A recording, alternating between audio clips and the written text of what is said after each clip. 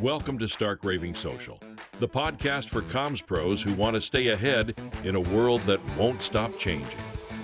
Your host is Sherry Lynn Starkey, social media strategist, industry pioneer, and trusted advisor to brands navigating the digital landscape. With decades of experience in marketing, PR, and social media, she's here to bring you the insights, strategies, and conversations you need to stay ahead of the curve. From shifting algorithms to AI-driven content, from crisis comms to culture shifts, if it's shaping the future of our industry, you'll hear about it here. This is Stark Raving Social. Welcome to Stark Raving Social, the bite-sized podcast for marketing and communications professionals who want to stay ahead in a world that won't stop changing. I'm Sherry Lynn Starkey, and today we're talking about something that might just save your content strategy and your sanity. Ready? Here it is. Curating content is the smartest move that you're probably ignoring. Look, when it comes to content marketing, most brands have a one-track mind. Tell our story, tell it loud, tell it often. And don't get me wrong, original content, it's critical. It's non-negotiable. But when you only focus on your own stuff, you're missing a huge opportunity. Worse, you might be burning out your team, fatiguing your audience, and actually hurting your engagement. I've seen it happen myself, up close and personal. A little while ago, I had a client who wanted to post 3 to 5 times a day across 4 social channels during the lead up to the holidays. At first, the team was on fire. Pretty soon, damn, they were just fried. And so was the audience. Engagement tanked because people were just simply overwhelmed with content. Another client were posting 1 or 2 times a day, 7 days a week across multiple channels, even though their content was barely being seen. Their social media manager was so busy creating and posting content that there was literally no time left for engagement or strategic thinking. Both cases, same lesson, less is more. And what's one of the smartest ways to do less without sacrificing value? Curation. Now, there's an important distinction here. Good curation isn't just grabbing a link and tossing it into your feed and calling it a day. Good curation is about adding value.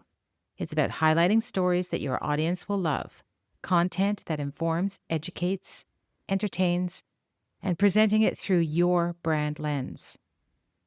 You might add a thoughtful caption, maybe some visual branding, maybe a quick insight about why this story matters to your community.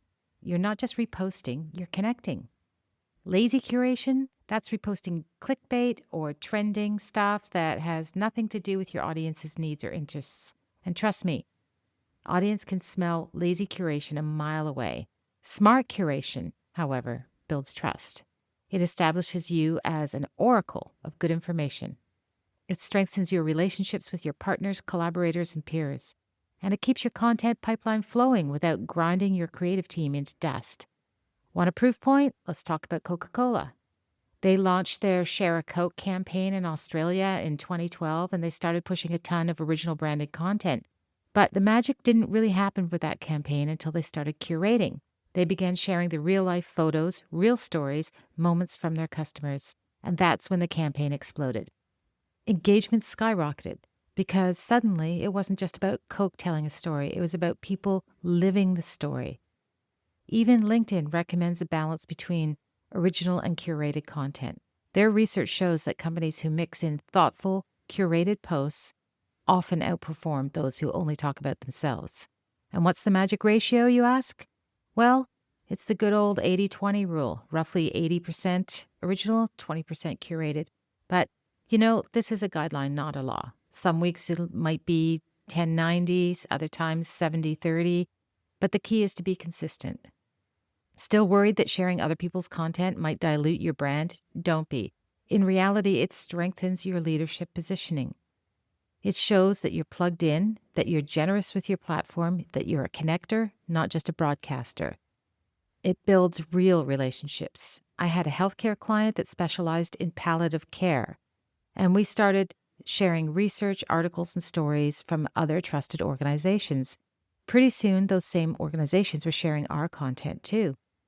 And it opened the door to a lot of different kinds of opportunities for the client, including some speaking gigs and collaborations and partnerships that we couldn't have bought with any ad budget. The bottom line is that curating smartly doesn't just fill your calendar. It builds influence, it builds trust, it builds momentum.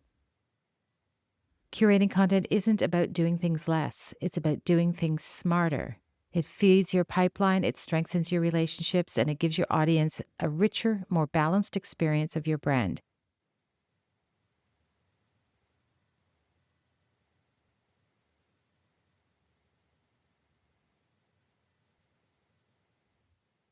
So the next time you're feeling the pressure to pump out just one more post, stop and ask yourself, is there another great story already out there that my audience would love and that I can help bring to life? And odds are the answer is probably yes.